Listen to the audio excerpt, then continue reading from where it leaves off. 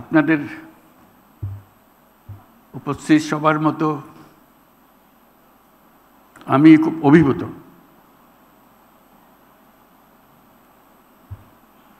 মানে কিভাবে মনের ভাব প্রকাশ করা যায় বোঝা কঠিন হয়ে গেছে। বাংলাদেশি হিসেবে নিজেকে এখন অনেক উচ্চতার মাপে অনুভব করছি। আমরা যদিও বেগম রোকেয়াকে স্মরণ করে এটা করছি, মনে হচ্ছে এটা মহিলাদের একটা বিষয়।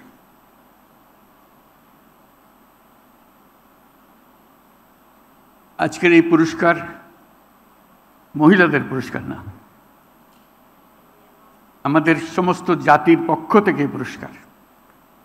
আমরা সবাই দাঁড়িয়ে জোরে হাততালি দিয়ে তাদেরকে অভিনন্দন জানাই।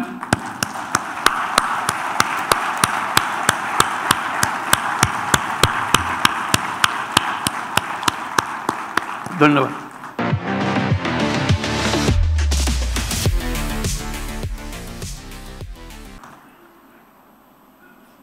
সারা জাতি এই অভিনন্দনে শরীক হবে। আমরা যে মহিয়সী নারীর কথা স্মরণ করে আজকে অনুষ্ঠানটির আয়োজন করা হয়েছে, সেই মহিয়সী নারীর আত্মা আজকে শান্তি পাবে। তিনি যে কল্পনা করেছিলেন, তার ইমাজিনেশনে তিনি যেই সমাজ চিন্তা করেছিলেন, আজকে যারা পুরস্কার পেল তারা সেই সমাজ নির্মাণের পাথেও আমাদেরকে দিচ্ছে। আমরা সারা জাতি তাদের উদাহরণ থেকে, তাদের পথ চলা থেকে শিক্ষা পাই এবং যে আদর্শে বেগম রোকেয়া আমাদেরকে নিয়ে যেতে চাচ্ছিলেন, অতি চমৎকারভাবে তুলে ধরেছিলেন তার বক্তব্যে, তার লেখায়। আজকে যে চারজন পুরস্কার পেলেন, যারা রোকেয়ার সেই পথে আমাদের জাতিকে তুলে দিল, এগিয়ে দিল,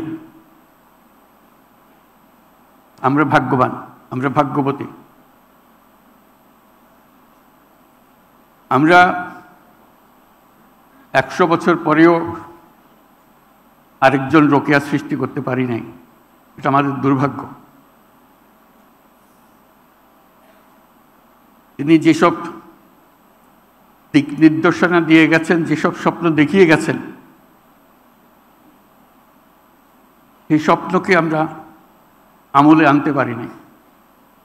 কথা বলেছি, অগ্রসর হতে পারি না। আজকে তার জন্ম উপলক্ষে যে আয়োজন, সেটা শুধু তাকে স্মরণ করার জন্য না,